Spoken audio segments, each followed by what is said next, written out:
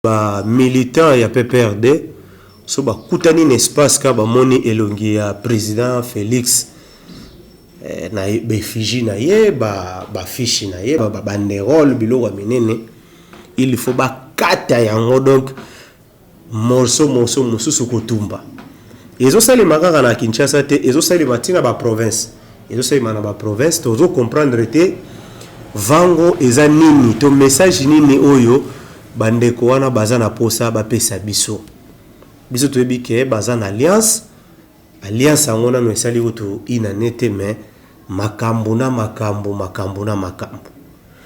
après wana tokolobela lisusu likambo yo ya prophète abundaki na Jezabel bitumba wana ti lelo ba question ezo zalaka poser suite ya likambo o wana tokolobela pe makambo ndenge ndeko na biso Fridolin Ambongo alobi na Martin Fayulu atika na no distraction à vérité désir ne abule na makambo mususu ou bien amema politique na modèle mususu na robana no na likambo ezoleka oyo leki na ba militant ou bien ba combattant na biso bandeko na biso ya poto to santaki pena ke non show ezalaki na Paris wana Paris pena donc moyen teti président na biso akotaki na salle asala discours na ye libanda ezalaki ya koinda moyen te tozo comprendre te skoyo ezalaki soki Kabila ke kuna nde batu baoluka babamba mabanga batu baoluka babeta mais comme skoyo makambo ane latif président Félix Tshisekedi to mekana no kobengisa homme de Dieu oyo alobaka makambo biso to mona te biso to lobela kaka oyo to vivre boy auto vivre réalité to yeto tudni soki de la part de Dieu to na mokili ya molimo eza ndenge nini to bengi prophète Benjamin Kawanga bien vêtu prophète Benjamin merci ndeko 16 mais prophète Benjamin Kawanga elongeza na esengo eza pourani ah oui esengo ezali pona elonga eza te ponga na mutala ki la fois passée à lobby gutu image ya bandeko na biso ba militant auto bengi ba combattant pardon ya Paris et si ka oyo président Tshisekedi fallait asa la discours na ye ba envahir si ka wana la police ye désordre salemi na niveau ya kosakana te et puis bakati lisusu de nouveau drapeau auto tche na sima oyo to tche oyo bakati yango balati toujours ba polo ya Zaire na ebite message eza tozonga kaka na Zaire ou bien message eza ni ndeko 16 na ebisio ki elonga ndezo sala esengoranga et sala pe sengona yo et bande konyoso oyo premièrement na pesi bino nyoso mbote bana elonga bino oyo bozalaki lobby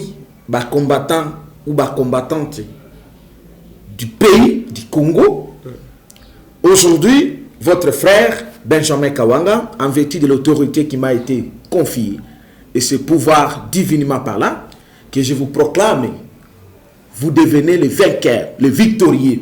Vous allez sur le combattant, vous commis ba victorieux, vous commis ba longi, vous allez ba longi, vous aussi to longi, surtout ba lobé ba victorieux, ba victorieux.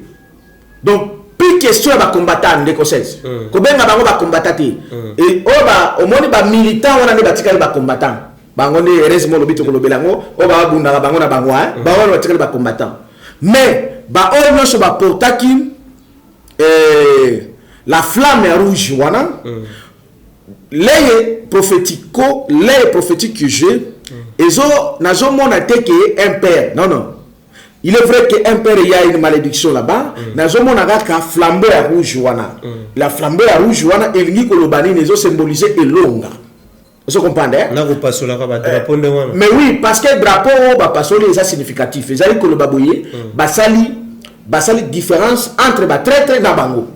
Donc ba o batikali ba militant, n'a ce qu'on a confirmer différence wana, n'a ko bisa bango ba o batikali ba traître, batikali ba militant. Batikali ba combattant parce que bango faut babunda babunda na na famille na bango mariage na bango wana il faut babunda na kuna et biso tozo bunda lisusu te lokola bango biso toza déjà ba vainqueur Vous comprenez, hein? Bisona yo comme to komi ba vainqueur, ba bokechu, bande ko nyoso oyo ba bandaki ko benga bango ba combattant ya Congo, bazali susu ba combattant ti. Vous n'êtes plus les combattantes, vous devenez les victorieux, les vainqueurs. Nous sommes les vainqueurs parce que nous avons vaincu. Et nous avons vaincu, heureusement. À partir de Jézabel, bango nyoso basu bakoyi. Toza bana elonga tositolongi, Zamba pambola bino bana elonga, bana obosu bolongi, tositolongi, toza balongi. Toza balongi. Alors, ndeko 16, c'est ce qui explique nyonso bandeko nyonso basalaki. Et bozala ko pamboma les victorieux, les vainqueurs. Na pesi bino longunya. Au pamboli batu baye ko créer des ordres liboso ya salle. Non, baye ko créer des ordres té. Baye ko manifester elonga contre Kabila réincarné. Vous comprenez? Tu comme tout non, ndenge ni bazoya ba moni Félix Tshisekedi. Non, pour bino bwana misute. Bango bazo attaquer Félix Tshisekedi n'existe plus, c'était mort. Bazaya ko attaquer nani? Kabila qui est réincarné chez Félix Tshisekedi à travers l'acte ya Kingakati. C'est Kabila qui est là, réincarné chez Félix Tshisekedi. Si quoi, bato baza vaincre, baomona Félix Tshisekedi. Oh, ce n'est plus Félix Tshisekedi, ce n'est pas Félix Tshisekedi qui agit. À partir du moment où il était là, Kingakati, il a fait l'acte satanique, il n'est plus lui. C'est Kabila qui est réincarné là-bas. Voilà pourquoi les vainqueurs, les gens qui ont les yeux, les gens qui ont accédé au ciel, les gens qui ont accédé donc dans les mystères de Dieu, Baza Balongi et Toza Balongi, parce que Toza Tosi Tolongi. Et donc, Bayaki ko semer des autres, Bayaki ko laki sakeno, monsieur, Toyebi yo, Olongwana note, Tozo Bundi Sayo. Et voilà pourquoi on a eu Bissakayo de 16. La première phase, deuxième phase, il y a Bitumana, deux, trois phases. La phase interne, et Koubanani, na IDPS. Ah, on a micro na yote. Mais phase extérieure, il faut Ezala. Et il faut aller dans la France, na Belgique. Tu te rappelles ici, dans la mission qui est France, Belgique. Et d'ailleurs, la France sera la première pays qui a été détruite d'ici 2021. Parce que c'est le pays le plus satanique. La première république la plus détruite. Le premier pays qui sera détruit. Voilà pourquoi Bana Elonga, Bayaki Kolakisa Elonga. Parce que dans les combats, dans les stratégies de Satan, avec son élève et son fils Joseph Kabila, et c'est là qu'il n'y a quand Basali plan à Bango, Félix Tshisekedi va corrompre, Basali plan à Bango satanique, c'était pour faire aveugler le peuple congolais. Après, Basali va exécuter plan à Bango. Et grâce à l'Éternel et à nos prières, à le travail que nous faisions, nous se faisons Mibana Congo, bien que Bamusu Mwanda Batikali n'a fanatique. Mise Fongwamaki, c'est ce qui fait expliquer même aux hommes on va en parler. Et donc, Ezali, Elonga, Bana Oyo Basalaki, Ba Congolais, Ba Congolaise, soyez bénis, Bana Elonga, Bolongi, parce que Bino Bozo Bundela tribité, Bozo Bundela parti politique à malédiction, Bozo Bundela Mboka Oyo Congo, Zamba Yebiango, na Katia Bible, depuis le commencement, le Congo a été connu. Ça est dans la Bible. Le pays de Simon Kimbango, le pays de Kipavik, le pays des charismatiques Lumumba. Ce sont les prophètes. Le pays qui a émergé le prophète comme le Congo et le pays de votre frère Benjamin Kawanga. Et votre pays, notre pays, le pays des vainqueurs. Nous sommes les vainqueurs. Voilà, na banalise dans l'année dans l'hôtel la makamu ndenge zotambola na Kinshasa prophète Benjamin Kawanga. Tout ce temps là, les boss ezalaki au mona batu bakeko saboter siège ya PPRD.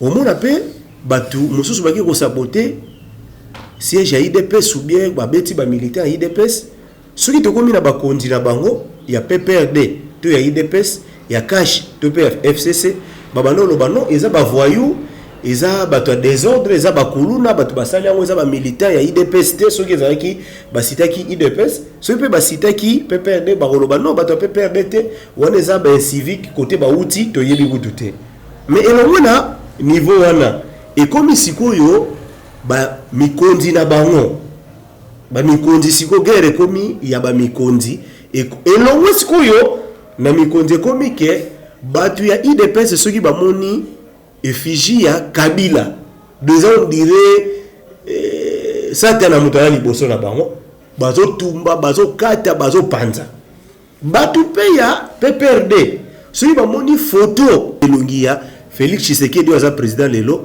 epesi bango kanda bango pe bazo pasola au moment où toyebi ke bango mibale baza na alliance nini ezoleka na kati wana ndeko 16 matondo mingi nini ezoleka na kati. Oh Seigneur, Seigneur, gloire à toi. Emmanuel, gloire à toi. Parce que tout ce que tu dis, tu l'accomplis avec ta puissance et ton autorité. Seigneur, mon frère, c'est awana plateau na yo na yebisaki yo. Ba bo zo be na bango d'abord ba considérer na identifier bango bien parce que yo zo kende superficiellement. Surtout que na peut perdre. Au côté Shadar. Na ba émission na yo ba image ba dans Info 16. Vous trouverez Benjamin Kawanga a proclamé que Shadar c'était maudit, non seulement à cause de la présidente a subi une malédiction. Shadar c'était maudit. Voilà, on peut perdre. Na IDPS n'a proclamé que Jean-Marc Kaboum c'était maudit. Suivi na Augustin Kabouya. Ba maudit ba corrompu à Kingakati.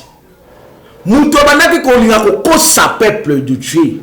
Kokosa ba frère na biso ba benga bango abusivement ba combattant IDPS. Ole ba la ba combattant ya Congo, ba ngaki ba longwa ba la lelo ba vainqueur, mais bango ba aveuglé bango ba ti bango ba combattant IDPS. Que non bato ba bundi wana eza bato IDPS te. Attaque kutu ba ngona la buka. Oh eza bato la muka. Eza bato IDPS te. Pour dire que bande ba IDPS ba nyama, ba na maele te ko comprendre. Donc Kabunda va ko fuinga bango baba nyama bazar ma ele tia ko ndo makabuzuri kala kata mbokra biso. Maintenant si ko lelo parce que ça maudit na buzoba na corruption et rattraper. Voilà comment na yebisa binoki tout ce que moi je dis na ko kere même na lali. Bilo moko boko ya ko benga nga prophète makambolo baki yango yo salemi. Ezo zela. Parce que tout ce que je dis ça vient de l'Éternel. Ça s'accomplit et ça s'accomplira. Et d'ailleurs la conférence, on va en parler, la date est déjà repoussée dans quelques jours, le même endroit, les 30. Donc, dans la mutuna na yo, le fruit à mensonge, ata youmeli ndengeni vérité ko yaka ka rattraper. Ata ke imbango ndengeni vérité ko yaka ka rattraper. Alors, c'était les mensonges organisé dans les fameuses Kingakati. Qu'est-ce qui fait que Bandekwana Bazo s'est vengé? Je l'ai déjà dit ici chez vous. C'est le mystère, il y a les âmes et les esprits que Kabila a tué, il a massacré, les sangs. Rappelez-vous, j'ai été amené au Kassai. Pendant que j'étais à Kisangani, le Seigneur m'a amené au Kassai, n'a ramasser ma kila ya Bandekonangai. Au Kabila Bomaba. Mais tant que Félix qui se quête, que le Jida subisse sa peine dans ces mois, les 11 mois, à quel que soit l'acte satanique, acte de la trahison qu'il a trahi le pays, en signant avec Kabila, et il est allé signifier cet acte directement et pas Bandekwana ba combattant IDPS. Que je rends hommage na moutoua boma bino, na moutoua tiwe, a massacré, a détruit le bino. Maintenant, il a oublié que ce qui va se passer sur le plan spirituel. Ça veut dire que ba ame nyonso wana, ba makila nyonso wana, massa nyonso wana et côté si quoi pas Félix Tshisekedi. Donc toutes les malédictions, tous les sorts ya bande nyonso na côté pareil. Alors maintenant le minimum mususu na marqué parce que hier il a président il y a IDPS na bango autorité morale. C'est comme ça que zo mona bande kwana bazo manifester quand on est allé minimum wana des okota. Je l'ai dit. Mais oui. Ah oui. C'est pourquoi baloba ki na bino awa. Comme moi je vous ai dit que cet acte, ce mariage n'est plus de Dieu et satanique. Mais bango moko bayaki ko confirmer yango. Que mariage on a même les âmes alingiangote. Aucune des âmes dit prophète. Tout ce que je dis, ça vient de l'Éternel. Et moi, quand je vous ai dit que ce mariage Kabila Félix, c'est un mariage satanique, et je l'ai prouvé même bibliquement parlant, avec les chapitres clairs et nets. Donc, nous avons dit que baza kokosa bana nzambe baza na nzambe te bakanga ba bible ba ya to délivrer d'abord bango on se bakenda na stade de martyr kuna miyibi ba prophète de Baal ba satanique parce que ils n'ont jamais prouvé le mariage entre Kabila et Tshisekedi ça vient de quelle parole de Dieu. Moi j'ai prouvé parce que l'Éternel m'a dit Esaïe 30 pesa mukuna sikatenda bandoki nyonso badani oyo même ambongo pesa ye ambongo o kalna na bino lukutawana alors pesa bango so batanga la Bible bien parce qu'ils lisent la Bible comme les livres les romans. Moi je lis la Bible en tant que la révélation parce que la révélation m'a été donnée. Esaïe 30 écoutez qu'est-ce que dit le mariage Kabila Félix Tshisekedi. Le mariage dit Kabila Félix est là dans la Bible. Esaïe 30, je lis quelques versets. Je lis la parole au nom du Seigneur Jésus. Contre l'alliance avec l'Égypte. Malheur, dit l'Éternel, aux enfants rebelles qui prennent des résolutions sans moi et qui font des alliances sans ma volonté pour accumuler péché sur péché. Les enfants rebelles ici sont les suivants. Je les cite. Félix Tshisekedi Tshilombo, c'est un enfant rebelle. Jean-Marc Kaboulou, c'est un enfant rebelle. Augustin Kabouya, tous ces corrompus sont des enfants rebelles. Et les autres qui sont dans l'ignorance. Donc, malheur à eux, ils ont fait une alliance sans consulter l'Éternel, sans consulter le Dieu du Congo. C'est comme ça que les sorts, il y a alliance satanique avec les pharaons. C'est ce qui explique ça. Et je vous ai dit ici, tous ces bâtiments sont basi balamuka ambien wa mal parce que la guerre du Congo d'ailleurs le mystère de la victoire que nous avons reçu contre les Jézabel, c'est par rapport à ça. Donc nezo salake milimo nyonso zo la muka pona kolakisa ke ba dirigeant wana baza ba lumière ti baza ba satanique et leur fait arrive. Tout ce qui s'est passé là et c'est là qui a préparation za bazo l'accepter malembe. Mais du fait que Balini va comprendre que, comme je vous ai dit, la fin de cette année, tout ça finit et le déclenchement à partir du 30, tout ceci vous obéissez sur Wana. Puisque Dieu le Père, il ne peut jamais mentir, il ne mentira jamais. À sa perspective long. Si vous bobino batu bomona kiango bomona ki na molili esoki na buto soki au place nini nde bomona la ki makamba so na ndenge bazobeba na bebana ti ekosuka sikonde ngene ndeko 16 na songilo d'abord dans la Bible parce que tu dois comprendre qui descendent en Égypte sans me consulter pour se réfugier sous la protection de Pharaon et chercher un abri sous l'ombre de l'Égypte. Naïb Sagawa te Kabila za Pharaon et kosuka les 30 au commun au qu'est-ce qui va arriver natikele bango matamuke na yebi makamono ça les 30 ne na kolakisa seki ndenge kosuka vous comprenez suka nango na kolakisa ngo le 30 octobre et en fait les 30 novembre na conférence puisque fallait tout ça le 20 tout bâtir le 30 pas pour rien on va en parler donc au bango réponse wana au bango les 30.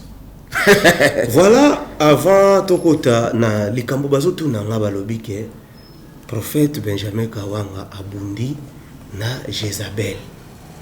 Skondenge abundaki na Jézabel. Tuzomona Jézabel oyo lobeli wana zo circuler na ye librement. Sko bobundela ki wapi ezali na air nini ezalaki à l'occasion ya nini nde bobundaki. Non, ndeko 16 il faut que je d'abord qui est Jézabel. Jézabel, mais je sais que je devais faire toute une mission de témoignage pour démontrer aux gens, au peuple de Dieu, ce qui signifie la victoire que nous avons eue contre Jézabel.